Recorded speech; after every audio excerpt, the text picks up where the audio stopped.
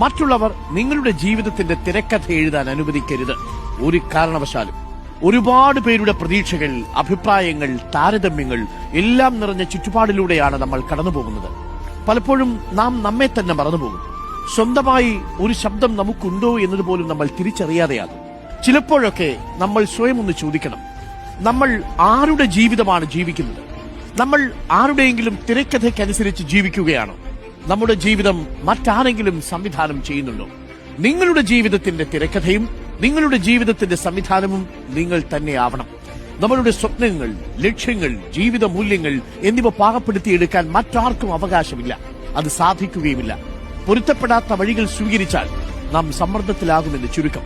ആൾക്കൂട്ടത്തെ പിന്തുടരാൻ എളുപ്പമാണ്. എന്നാൽ സ്വന്തമായൊരു പാത വെട്ടിത്തെളിച്ച് തടസ്സങ്ങൾ പകഞ്ഞ് മാറ്റി മുന്നോട്ട് യാത്ര ചെയ്യാൻ ആത്മധൈര്യം ആവശ്യവുമാണ്.